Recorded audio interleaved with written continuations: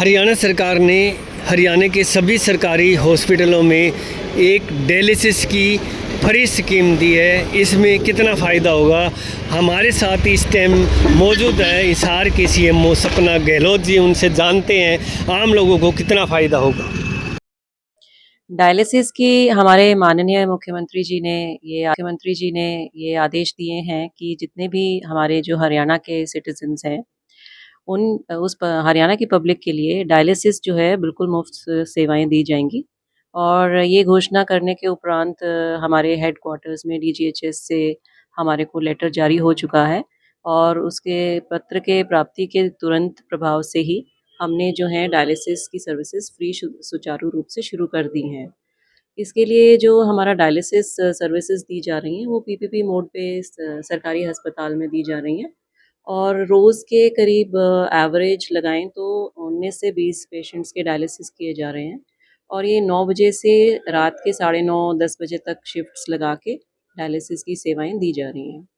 इस पे हम लोगों ने रोज़ जो है डायलिसिस सेंटर पे विज़िट्स भी करी हैं। हमारे जो सरकारी अस्पताल के जो अधिकारी हैं उनको भी ये निर्देश दिए गए हैं कि आपने डेली जाके डायलिसिस सेंटर्स में अपनी विज़िट करनी है और वहाँ पे देखना है कि सारी जो चीज़ें हैं वो सुचारू रूप से चल रही हैं। जो बेड स्टेटस है उसको बढ़ाने का भी हमने विचार किया है कि जो बेड्स हैं डायलिसिस सेंटर में अगर मात्रा बढ़ती है मरीज़ों की तो उसके ऊपर भी हमने विचार करके उसको एक्सपैंड करने के लिए कुछ हमने पॉसिबिलिटी सर्च करी हैं हॉस्पिटल में कि अगर कहीं स्पेस अवेलेबल हो पाती है और बेड्स अगर ज़्यादा अगर हम अरेंज कर पाएँ तो उसके लिए भी हम लोगों ने इस पे वर्क किया है। डायलिसिस अगर हम एक डायलिसिस की बात करें जिसमें कि करीब 4 घंटे का समय लगता है और प्राइवेट में 2000 से 3000 का जो राशि है वो ली जाती है मरीज़ों से। आयुष्मान में ये सेवाएँ आयुष्मान कार्ड होल्डर्स के लिए मुफ़्त थी। पर जैसा कि हम देख रहे हैं कि आयुष्मान में भी थोड़ा-सा स्ट्राइक का पीरियड चल रहा है और लोग अभी आयुष्मान की सेवाएँ नहीं दे रहे हैं प्राइवेट हॉस्पिटल्स।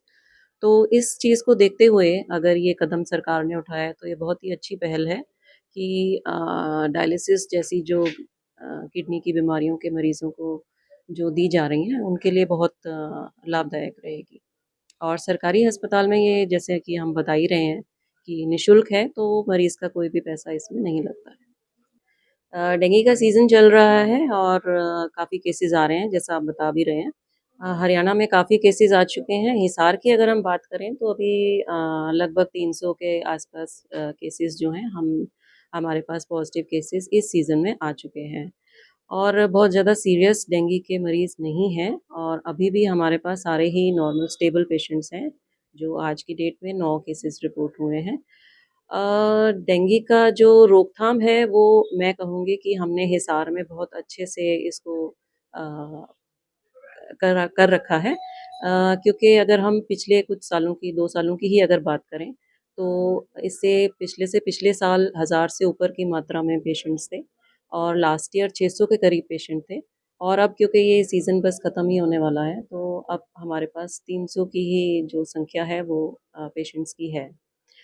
हमने जो कदम उठाए हैं जिस वजह से हम इस डेंगू बीमारी का रोकथाम कर पाए हैं, कुछ हद तक अ, उसमें जैसे कि जो हमारी टीम्स हैं, जो हमारे मल्टीपल हेल्थ वर्कर्स हैं, वो हाउस टू हाउस जाके सर्वे करते हैं, जहाँ पे सोर्स रिडक्शन एक्टिविटीज़ की जाती हैं। जैसे कि अगर कहीं पानी खड़ा है, वहाँ पे लार्वा है, तो उसको डिस्ट्रॉय करना, उसमें दवाई डालना, टेमीफॉस या काला तेल डालना।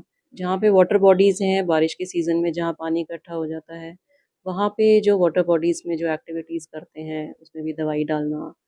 और लोगों को अवेयर करना, जैसे कि संडेज़ को ड्राई डे सेलिब्रेट करना या आपके जो कूलर्स हैं, टंकी हैं, उनकी सफाई की जाए। कहीं पर भी अगर पानी इकट्ठा है तो उसका निवारण किया जाए। कहीं जो वाटर लीकेज होती है, उस पे भी काम किया जाता है, जैसे अगर कहीं पाइप लीक है, क्योंकि जहाँ पानी इकट्ठा होएगा, मच्छर वहीं पर ही पनपता है। सॉरी। तो वो देखना बहुत ज़रूरी है, उसकी तुरंत रिपोर्ट की जाती है पब्लिक हेल्थ डिपार्टमेंट में कि यहाँ पे लीकेज है तो इसको ठीक किया जाए। और लोगों में जागरूकता करना, जितने भी हमारे आइसोलेशन वार्ड्स बनाते हैं हम डेंगू के दौरान सीज़न पे। तो वहाँ पे जितने बेड्स होते हैं उसमें मस्कीटो नेट्स लगाते हैं और दवाइयाँ हम पर्याप्त मात्रा में हमने दे रखी हैं अपनी सभी संस्थाओं में।